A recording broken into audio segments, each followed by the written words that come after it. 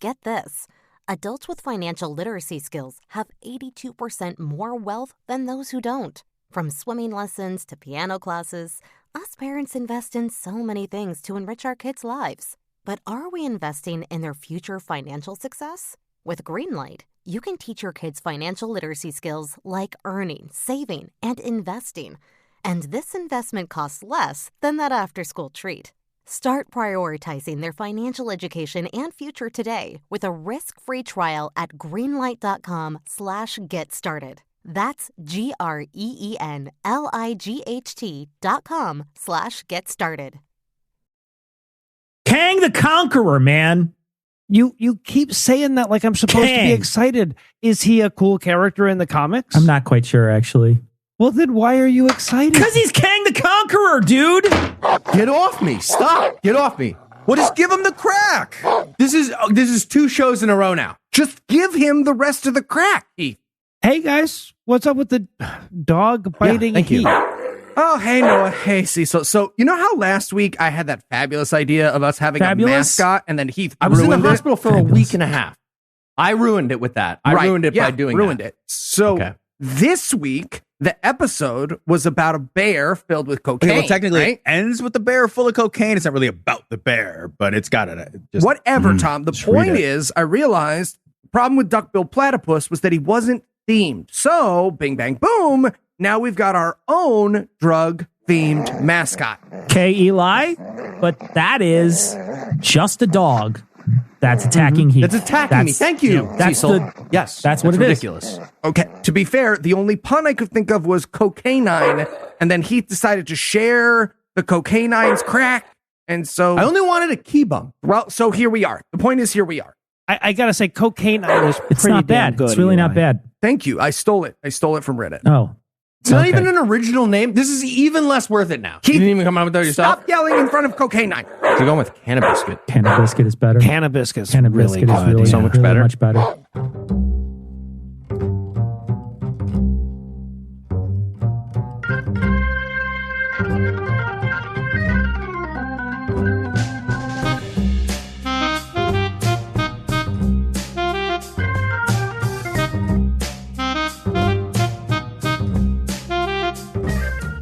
Hello and welcome. Citation Needed, podcast where you choose a subject, read a single article about it on Wikipedia, and pretend we're experts because this is the internet and that's how it works now. I'm Officer Cecil and I'll be reading you your rights tonight. You have none. Okay, now that that's over with, let me introduce our usual suspects, Heath and Tom. Give me the motherfucking key bump. Yeah, Cecil, I like to think of myself as an unusual suspect. Still definitely a suspect, though. Yeah. Oh, okay. Yeah, right. Okay. Definitely a suspect for sure. Also joining us tonight, 2 masterminds that got their fake names off the bottom of coffee cups, Kaiser Soze and Dishwasher Safe. Noah and Eli. Yeah, it turns out all it takes to engineer this lineup is to offer Right? donuts. Donuts. Oh, You don't have to make with them. you guys got donuts? I was just excited someone was making Cecil stand in a room with me. Hey, everyone. This show's a lot of work. This isn't part of the previous bit. I'm just doing something else here. Thanks, patrons, for recognizing that we do a lot of work. If you'd like to learn how to give us some pocket change for brightening your day, be sure to stick around till the end of the show. And with that out of the way, was like, and chop. No more bit. and that's the bit. No now more it's bit. real. Give us Now money. I'd like money. Thank you. And that out of the way, tell us, Eli, what person, place, thing, concept, phenomenon, or event will we be talking about today? We'll be talking about Pablo Esco-Bear. All right, Pablo Esco-Bear. So, Tom, Yeah. you read some stuff about whatever we're going to be talking about here. Are you ready to expand our consciousness? I can barely contain myself. Cocaine. Okay, That's just- well, that's one way, Tom. Nailed it. So, Sure. Yeah. who, Is that a Clapton lyric? what, when Yes. was Pablo All of Escobar? those. Yes. Nailed it.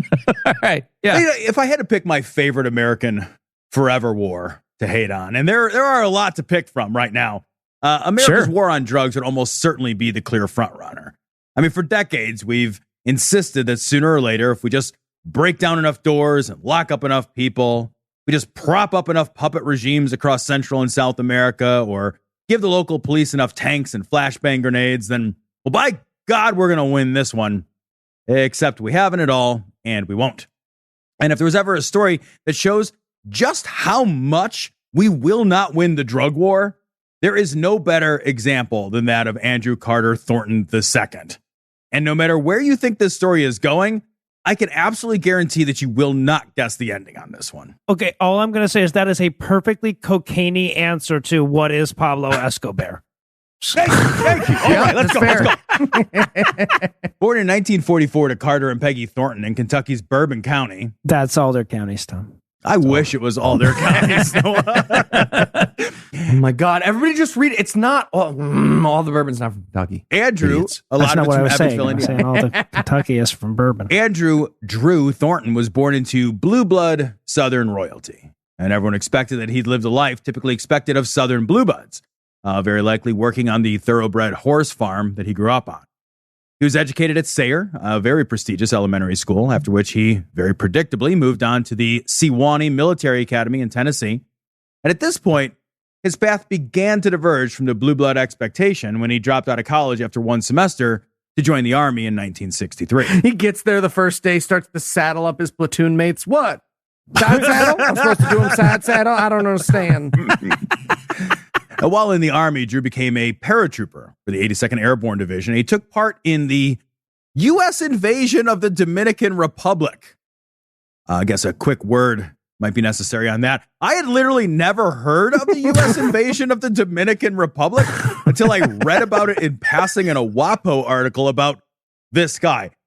Turns out, in 1965, in an effort to prevent what was feared as another Cuba, America engaged in another one of its gunboat diplomacy efforts and sent 22,000 troops to quell violence and install a conservative, non-communist government in the Dominican Republic. Turns out that the pretext for the invasion was flimsier than Lyndon Johnson's ego. By the way, Johnson named the invasion Operation Power Pack. Just to be clear about his ego. Operation Ripped Abs. Yeah. Operation Have You Seen My Penis? Measure it. Also, Operation We Installed a War Criminal. Literally, Joaquin Balaguer. Just the worst. Horrible. So the 82nd Airborne paratroopers were actually the leading force in that invasion, and Drew was injured in the fighting, earning a Purple Heart for his service. And I feel like you almost have to be trying to get injured at a U.S. versus Dominican Republic. So well-earned Purple Heart there, right? Stubbed his toe on the landing. It was terrible. After successfully defeating the spurious communist revolt, sort of gripping the right half of a very small Caribbean island with the aid of 21,999 of his heavily armed friends, Drew quit the Army and returned home to Kentucky, where he tried college again for a year before quitting again and working with his dad training racehorses. But training racehorses was a far cry from the adrenaline rush of being a combat paratrooper, and Drew's story of who he wasn't going to let him rest working a gimme job on a horse farm. All the rest of the story really relies, in fact, on the story that Drew told Drew about himself. That Dominican beach resort where you fell and skinned your knee was rocky, damn it, Drew. Downright dangerous. They ran out of margarita mix on day 3. That coral can give you infections. Infections if you brush up against it. There was no one to pee on your foot when you got stung by a jellyfish. You can always pee on your own foot. You know, that's the only time you said this on that show. That made sense. I say we keep it this week, Cecil. Let's keep it I this think week. I was going to cut it normally, like he says it every week, but this time makes sense. There's in other good. context. Go ahead, Tom. Drew had one of the most insanely grandiose notions of who he was that I have ever read. Drew thought of himself as a impeccable warrior. That is a term coined by philosopher, and philosopher should be in heavy air quotes here, Carlos Castaneda. And that term was just sort of Get out of dropped into several articles that I read about Drew as if this term is some kind of common knowledge. But let me go ahead and quote the pretentious bullshittery here that motivated Drew's sense of his own self. According to Carlos Castaneda, quote, "A warrior is impeccable if he has confidence in his personal power, whether insignificant or considerable." What? Yeah, and I read that about 5 times. Nope. Same thing, Noah, man. I read that seriously 5, maybe 6 times, and each time it just made less sense to me, actually, than the first time I read it. And every time I'd cock my head like a dog hungry for a treat. I was like, what? Castaneda, the New Age philosopher credited with the impeccable warrior idea is described this way, quote, "In the 1970s, a shooting star crossed the sky that we could see from every place on Earth. It was called Carlos Castaneda. As he dug, Carlos Castaneda. as he dug into the heart of Yaquai sorcery, this young American anthropologist opened the planet's heads for a whole generation. And the new age started this way." Gross. Okay, yeah. 2 fun facts about Carlos Castaneda. 1, I've read a lot of Castaneda. That's the number 1 lie right before a rich white guy at college tries to have sex with hippie. That's number 1. Yeah. 2, he's a famous, quote, writer and philosopher who does not know what impeccable is. So, there you go. Or warrior. It gets dumber, actually, than the Castaneda thing. So upon his death, Drew was found carrying in his pocket this epigram, quote, "There is only one tactical principle not subject to change. It is to inflict the maximum amount of wounds, death, and destruction on the enemy in the minimum amount of time." All right. Now, come at me like from the front, like you're going to choke me. Yeah, right. Slower. No, your arm's out. And when he was eulogized, his pastor said of him, quote, "He, Thornton, was very fond of the words of the Oriental, his words, philosopher who said, 'Man can overcome any obstacle if he knows in his heart that he must, and in his mind that he shall.'" Okay. Yeah, that was at his eulogy, just as a reminder. So, I guess it's not a spoiler to point out that Drew never quite mastered Eastern philosophy the way he thought he did. Drew Thornton was impeccably full of himself and motivated by the kind of vaguely masturbatory, violently self-centered, deepity bullshit that, in most guys, fades to an embarrassing footnote by the time they give up their ninja sword collection and buy their own furniture. It was a nunchucks collection, Tom, and it's still very near and dear to my heart in the attic where my wife put it. And it's like he read, like half of The Art of War, but then accidentally switched to The Art of the Deal, and he didn't realize what had happened. It's his life philosophy. Somehow, and I cannot figure out how, this nonsense wasn't a complete deal breaker with the ladies. And in 1968, Drew met and married local Southern beauty Betty Zering. As she put it, quote, "I fell in love with him as a romantic hero." A phrase just seems perfect in its corresponding lack of any grasp on reality. A month after getting married, Drew did the only thing that made sense for a guy with a sense of his own ethics, specifically created to excuse deeply unhealthy relationships with power and violence. He joined the Lafayette Urban County Police Department. Became a cop. YouTube wouldn't be invented for another 37 years, so that was really the only choice. Okay. Who called cop? Everybody. Wow. Okay. I guess we all just take our money and go home then? We'll do a harder pool next week. We'll do a harder. Oh, and if it sounds like it's just me maybe saying some stuff, like, here's a quote from his ex-wife about why he became a cop. Quote, "He was a trained warrior, a very efficient killer trained by the U.S. government. He was in the Battle of Sandals Resort and Suites. Maybe you've heard of it. This invasion is going to be all-inclusive." What does that even mean, Drew? She says, quote, "He went on to the police force so he could do battle. He was happiest when he was on the cutting edge, when he tested himself," end quote. Predictably, by the beginning of the 1970s, Drew would be a member of Lexington's first narcotics squad, working closely with the DEA, and DEA agent Robert Brightwell described him as, quote, "a 007 paramilitary-type personality, an adventurer driven by adrenaline rushes, who became bored with being a cop." He also became bored with being married. According to Betty, quote, "He loved me, but he resented having a wife," end quote. I don't have any idea what that phrase means, actually, but unsurprisingly, I'll explain it if you want later. It didn't mean things were going well in the relationship.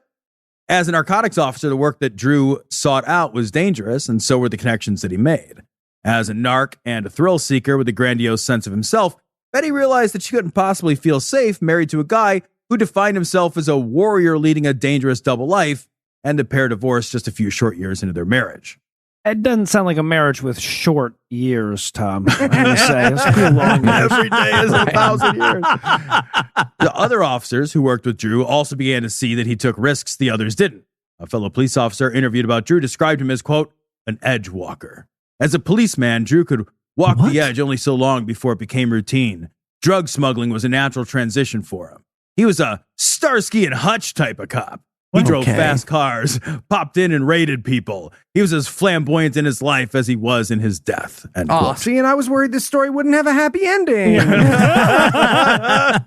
So far, we have an overzealous police officer that thinks he's Miyamoto Musashi, and I need to bust out my TI-84 to see if I can chart out how rare this is. So we'll take a quick break for a little apropos of nothing.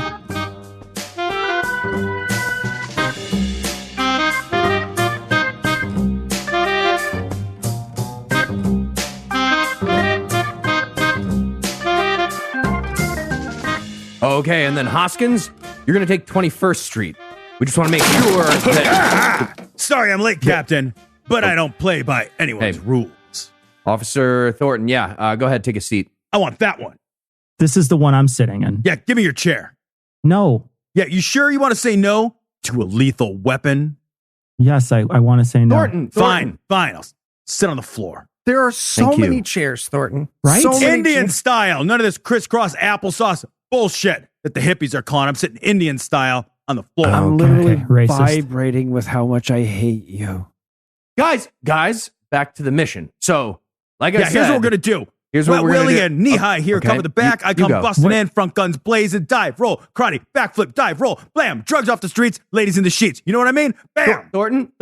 Yes, Yeah, yes. so this is a full drug operation. If you bust in the door, you're going to die right the fuck away in a hail of 'cause bullets. they don't have the balls to shoot these balls. You know what I mean? What? Do you know what I mean? Actually, you know what? No, you know what? Yeah, that is what you said. That is the plan. Thornton dies in a hail of bullets. Great. 2 votes for that. Three. four. You know, Four I like votes. to pronounce it karate. Look at my Karate. hand. It's shaking with how much I hate him. Dude, I see it. Holy shit.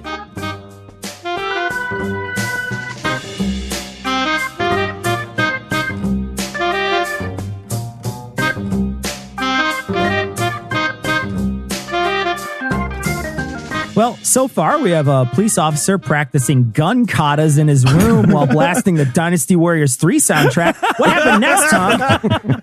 Well, alone, Drew's worldview began to concretize into more and more extreme views. Convinced, not crazily given the times, that the world was on the edge of a nuclear Armageddon, Drew began to become paranoid. He began to further train and perfect his survival and self-defense skills, and he bought an isolated farm he named Triad. It's not douchey at all. Sure. There, he stockpiled paramilitary gear, including guns, ammunition, freeze-dried food, and gold coins, which nutcases Jesus believe will be valuable Yes. for reasons That's after super a nuclear bomb smart. destroys all of our national currency. This concept makes me so happy. Let's say you survive a nuclear attack in your little bunker there. Eventually, you're going to come out with your gold coins and you're going to buy some food from a, I guess, gold speculating warlord in your head. And then that guy's going to shoot you in the fucking face and keep everything. That's how that Food is happens. gold. But why do the idiots even want to survive a nuclear apocalypse? Right? Like, who looks around and thinks, you know what the problem is? Too much clean water and air conditioning. Around his farm, he strung concertina wire, and he dug trenches and even set up barracks. He began wearing camouflaged fatigues and bulletproof vests everywhere he went. Oh, and also swastikas. He wore swastikas. Nice. There it is. Okay, who had Nazi?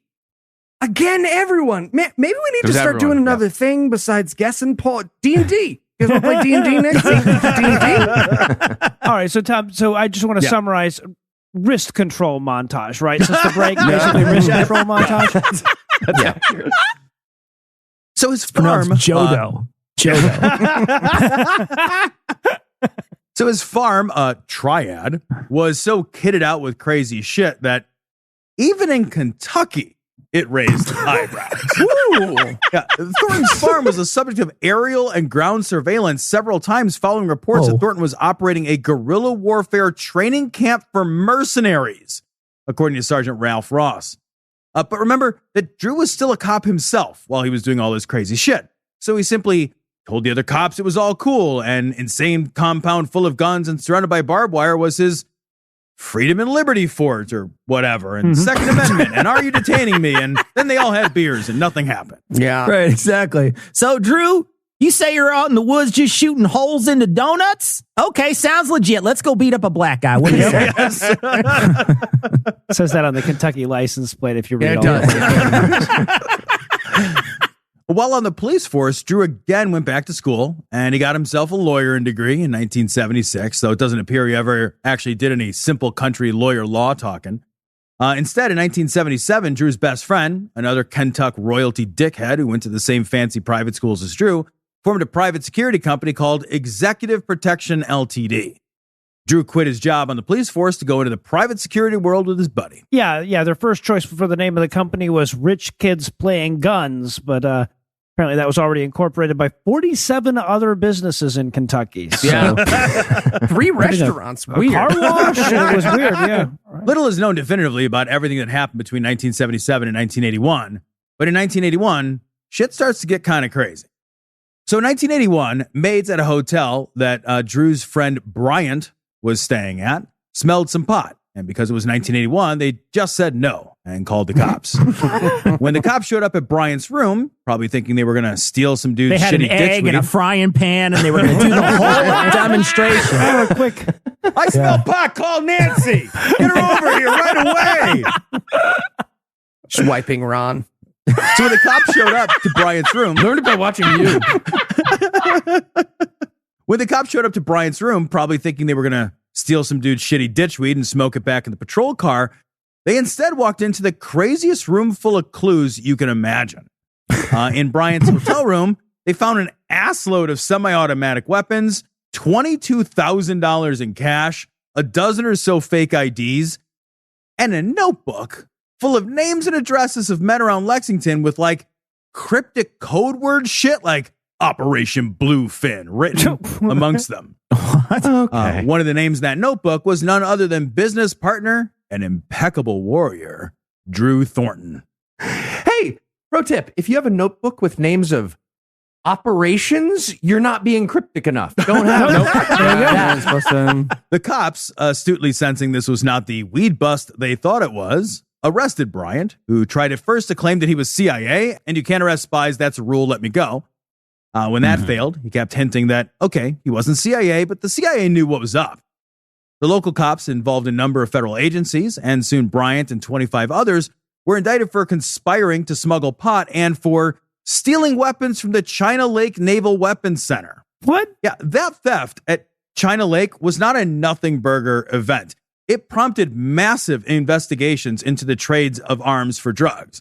You might remember a little something called the Iran-Contra affair. This event is both not dissimilar and actually may have ties to Iran-Contra as well. Honestly, this theft alone could easily be its own citation-needed episode, but to give you the Cliff Notes version, in connection with the employees at China Lake, 24 men belonging to a criminal drug syndicate in Kentucky called The Company stole just a mess of shit from China Lake Naval Weapons Center and intended to sell some of the weapons to the Libyans and to exchange other weapons and systems in Latin America in exchange for drugs. And they didn't steal a bunch of like piddly-ass guns either. We're talking like radar and guidance systems for Sidewinder missiles, remote-controlled helicopters, and infrared and other advanced optical gear. What the fuck is happening? This This is idiots from Kentucky. This was a totally nuts thing. And a nosy narc-ass maid who got her panties in a bunch over some weed basically broke the case. Okay, Wow. see, this is why we can't have white guys being rich.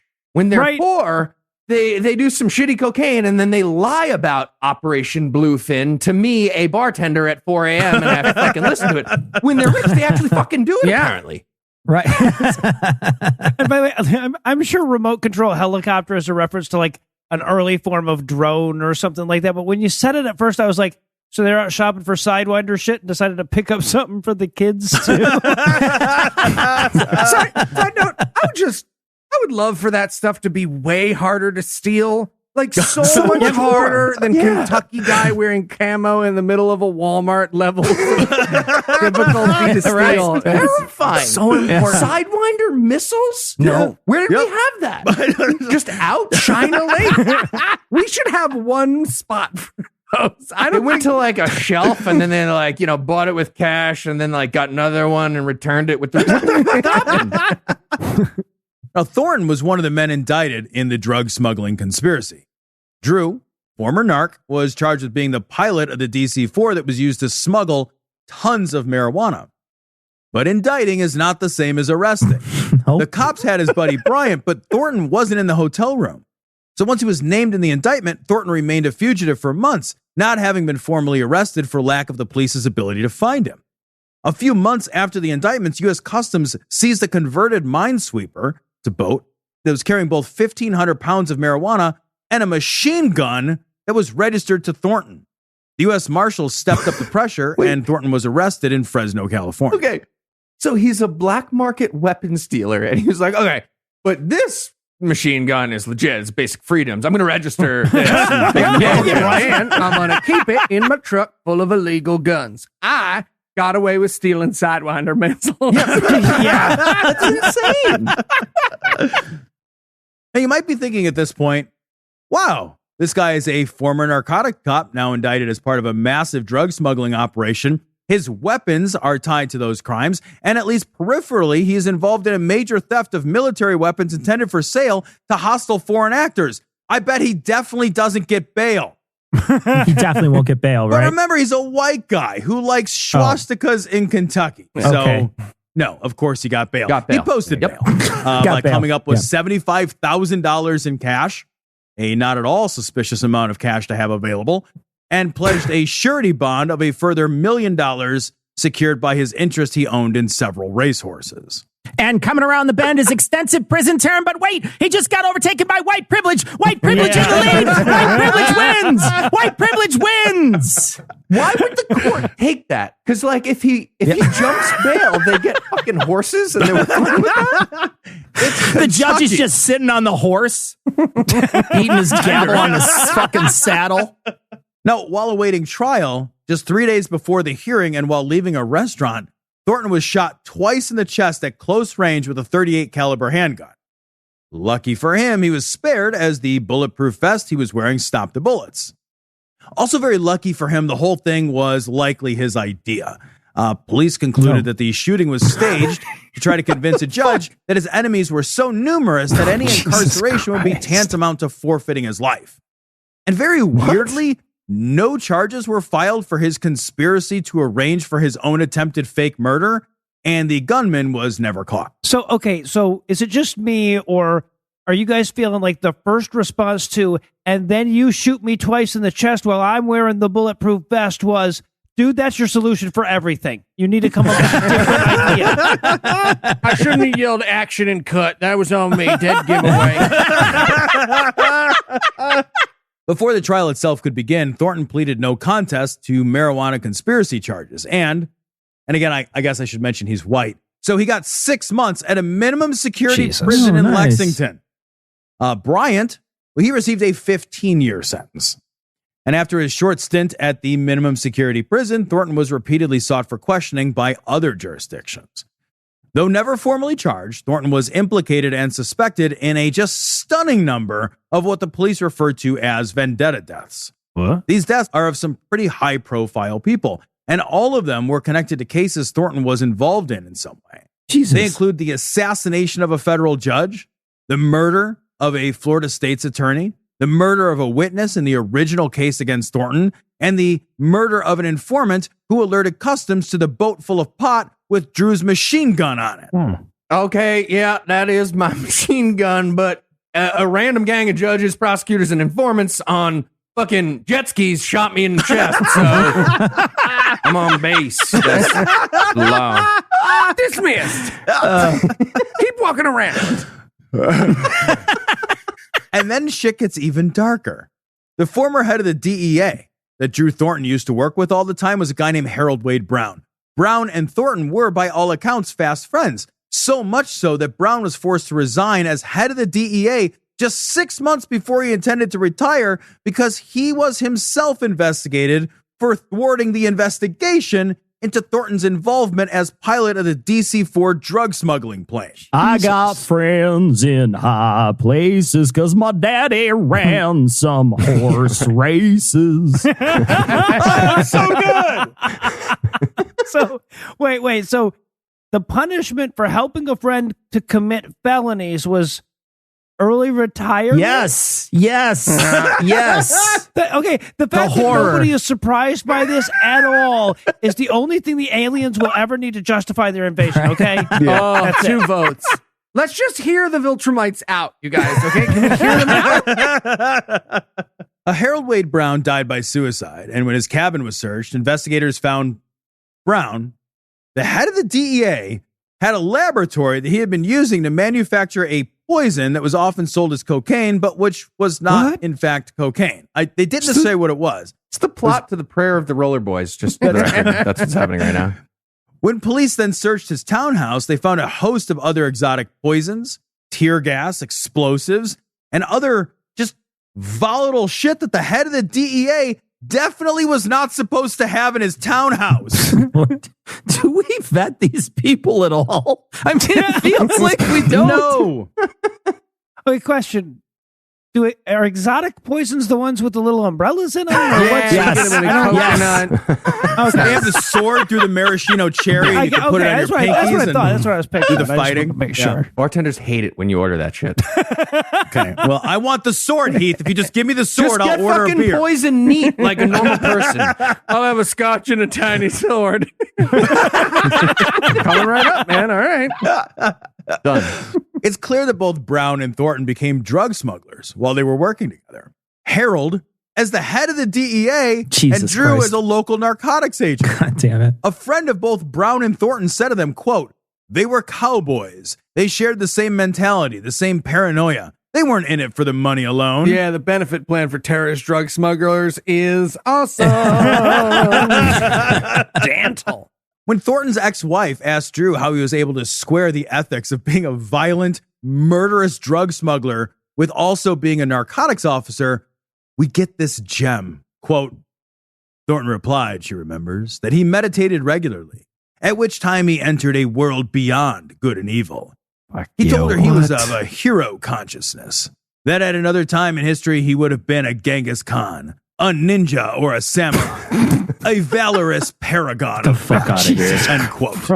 God damn it. She's doing the jerk off motion that whole time. Yeah. You hear that, Drew? Did you hear right now? Do you hear that? That's the sound of one hand fapping right there. That's what's happening. For all the serious crimes and implications, however, nothing would really stick to Drew. Sure, he lost his law license, which he never used, and he went away for 6 months, but really nothing all that bad had happened to him. And that would change with a loud thump when in 1985, Andrew Thornton II fell from the sky and died on impact with the driveway of some guy's house after falling from, you guessed it, a DC-4. I did not guess it, but he couldn't outconfidence the impeccable ground, Tom? Is that what happened? He couldn't outconfidence it? No, but okay, to be fair, like, you can't know something in your mind when it's on the other side of the cul-de-sac, okay? I don't think he went far enough beyond good and evil. Yeah, Just a little to Still the some left. physics where he was The there. next exit is asphalt, and he just... So Thornton was still running drugs at a DC-4, this time moving cocaine rather than marijuana. And because of the circumstances, many of the final details remain somewhat unclear, but it appears that while flying, Drew ran into some problems with the plane. Not too worried, as he was, if you'll recall, a former paratrooper and a man ready for action at a moment's notice. So Drew strapped a duffel bag loaded with 77 pounds of cocaine to himself, and he readied his parachute. He then set the autopilot of the DC-4 to point it out toward the Atlantic, and he jumped. Did he have the coke in like a baby Bjorn? Because that image is pretty adorable. Sweet. That's so sweet. It's cute. It's cute. That's what I was thinking, yeah. I feel like that went through a bunch of iterations. He was like, I could do 10 pounds of cocaine. 11 is fine. 77. I'm doing 77. Now, Thornton was, again, by all accounts, he was an excellent and daring pilot and an even better parachutist. He checked and rechecked all of his gear. He was skilled and experienced at jumps from many altitudes under harsh conditions, and he regularly practiced jumps where he pulled low, meaning deploying the chute at less than 2,000 feet from the ground. But something went crazily wrong. No. Okay, to be clear, something going crazily wrong is a prerequisite to all of the shit you just said. Okay, if something you regularly do is polo, a hobby that could be summarized as playing chicken with the ground, something already went crazily fucking wrong. At best, something went crazily wronger. Okay. That's fair. That's totally fair. So when he smash landed on the driveway, his main chute hadn't deployed at all, and his reserve chute had tangled. It's just like, imagine this scene. Yeah, I am. It's so fun. You hear a thump outside, and like you run to check it out, and there's just a dead guy laying in your driveway, wearing a bulletproof vest, special night vision goggles, a Browning 9mm automatic pistol, a 22 caliber pistol, several clips of ammunition. The guy's kitted out in all kinds of survival gear. He's carrying a stiletto knife, $4,500 in cash. He has 6 gold Kruger amps, Jesus Christ. Nice. food rations, vitamins, Need a compass, those. an altimeter, identification papers in 2 different names, a membership card to the Miami Jockey Club, a key to an airplane, Okay. and Gucci loafers. Okay. And now you're going to be No, late yeah. for work. Yeah. Yes. Okay, if this happens to me, I'm like, oh, I'm magical and my wishes get granted. This is amazing. Or I'm sitting there going Weird like, delivery method, all but right, okay. At least he's an asshole, though, right? I mean, at least he's definitely an asshole. I'm ripping off those goggles. Charlie Kirk? Okay, not the full wish. Most of the wish. Pretty close. Pretty close. But if you notice, I didn't mention the cocaine again. It's because I definitely would not have found the cocaine. Probably would have. I love There this was scene. 16 Sometimes it's pounds like, of cocaine on the guy. hey, honey, your Amazon stuff is here, I think. We'll circle back to that. I have to go tell my boss any lie, I guess, that would make more sense than the truth right now. The plane that Drew Thornton had set to autopilot, it didn't make it to the Atlantic. Instead, it crash landed about 60 miles from where Drew himself crash landed. That plane had one last gift to give to this story. More cocaine. Yeah. And evidently, bears have no sense of taste at all, because after the crash, a bear happened upon the crash site and ate all the cocaine. What? Just so much cocaine. I'd say he has pretty good taste. It tastes terrible. The bear ate so much cocaine that it died. It died as much as you can die of every possible dying thing that cocaine can make you die from. Yeah. Because that bear, according to the autopsy, had filled its entire bear belly to the brim with cocaine. It ate $15 million worth of cocaine, Christ. and then it basically exploded. Well, beers full of Coke was a thing in 1985, though. You got to admit. Oh, it's like Cecil's entire life was building towards that. Yeah. Series finale of Citation Needed, everybody. We did it.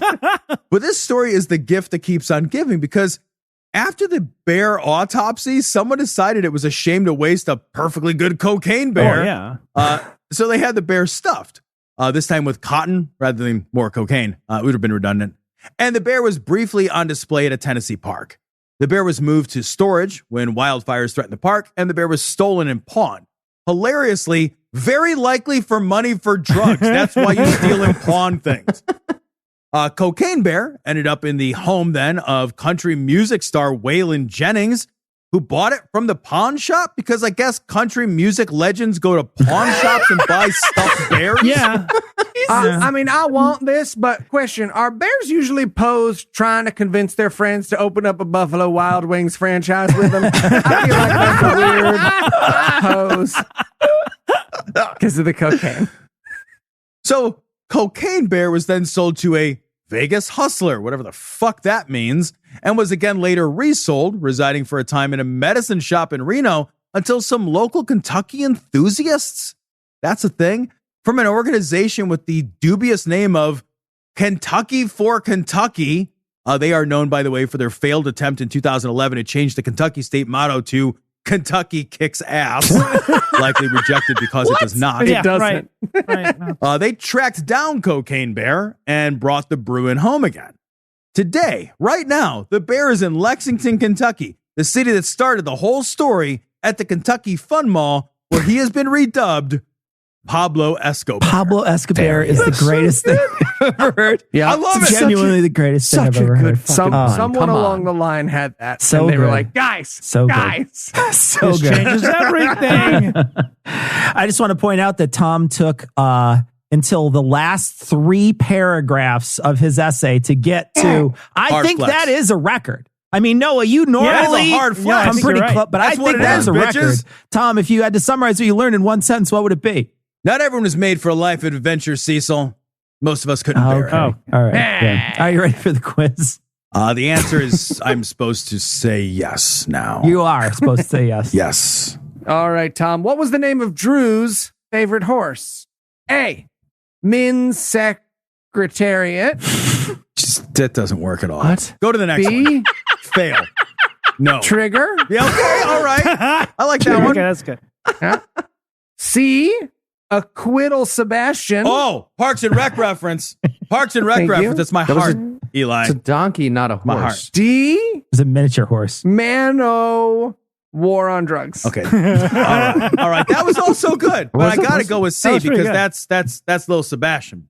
That's little Sebastian. Was it a pony? I thought it was a donkey. It's a miniature horse. It's a miniature horse. It was a miniature horse. It's a miniature All right, horse. That's excellent. I do horse. like that show. Okay. Yeah. All right. You're Well done. correct. All right. I love how Heath had to make absolutely sure that the reference was he was spot like, on no. before he was No. willing to If you're laugh. doing I'm sorry. about horses, they all have to be fucking Pardon horses me. as a rule. It's a mule. Fuck you. That's not funny. Yeah. So it was a mule? No, it's a miniature horse. It was a miniature horse. Okay. You didn't laugh in vain, Heath. You're okay. I can feel good about All it. right. You have to take it back. Keith breaks into Cecil's house tonight to edit out his laughter. Think I'll laugh at an inaccurate Parks and Rec. All right. I have a good question for you here, Tom. Which fictional bear does the most cocaine? A. Funshine from the Care Bears. These aren't going to be puns. This is just a factual I just got question. it. Yeah. B. Mm. Yogi. C. Teddy Ruxpin. Or D. Poe from Kung Fu Panda. Okay. All right. Clearly, Poe from Kung Fu Panda. That's not cocaine. He's smoking pot. That's the munchies all day. Well done. Well done. Attractive Teddy distractor. Well Ruxpin. done. That's fucking LSD. I mean, that fucking guy is psychedelic as fuck. You can't trust that guy. It's a toss up between Yogi, but Yogi's too hungry. Yogi's too hungry. It's got to be Funshine. Oh, nailed it, man. Process of Oh, elimination process of all elimination, the way. bitches. Boom. Good job. Also, it's You so LSAT'd the fucking shit out of obvious that Funshine is always on cocaine. I It mean, is. Okay. All right. I was feeling good about myself. But you took that away. You took that a little bit away from me. Poe is played by Jack Black. I'm just saying, there's not no cocaine in Poe's life. You ever hear Teddy Ruxpin when the tape gets caught and starts speeding up? Yeah. So Yeah, there's some no, cocaine you there. worry, Yeah. All right, Tom. Backmasking. One more for you. Why did Pablo Escobar avoid jail time? All right. A. We got rid of mandatory minimums. B. He posted bearer bonds. C. The evidence was fuzzy. Waka Or waka. D.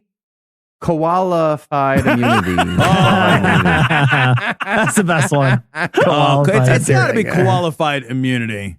It's got to be. That's so good. That They're all is very- correct. It was D. Yes. Qualified immunity. Nailed them all. Oh, Eli it. wins this week. I don't know why. I Because it's on here. win. I don't know Make why. any sense? I do. I don't know how And this I works want anymore. Keith to do an essay. All right. Well, for Tom, Noah, Eli, and Heath, I'm Cecil. Thanking you for hanging out with us today, but we'll be back next week. And by then, Heath will be an expert on something else. Between now and then, Chuck, Tom, and I out on Cognitive Dissonance, and Eli, Noah, and Heath on Scathing Atheist, Skeptocrat, D&D Minus, and God-Awful Movies. And if you'd like to stop the travesty of hours of unpaid work, you can make a per-episode donation at patreon.com/citationpod. Or leave us a 5-star review everywhere you can. But mostly go to Patreon. Give us money, because that's more important, because we spend a lot of time on the show. Yeah, and just a lot of you work. should probably pay us for our time. I mean, like Like that's for just 15. how... That's We're just how not even close. that's how money and transactions and things work. I mean, you should just go there. But if you can't, maybe go rate us, but Patreon's better. Anyway, and if you'd like to get in touch with us, check out past episodes, connect with us on social media, or check the show notes, be sure to check out citationpod.com. And then I told her, I'm going to take out all but one bullet from my gun.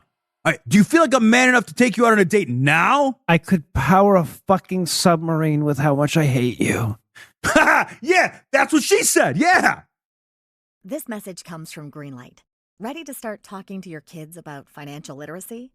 Meet Greenlight, the debit card and money app that teaches kids and teens how to earn, save, spend wisely, and invest with your guardrails in place. With Greenlight, you can send money to kids quickly, set up chores, automate allowance, and keep an eye on your kids' spending with real-time notifications. Join millions of parents and kids building healthy financial habits together on Greenlight.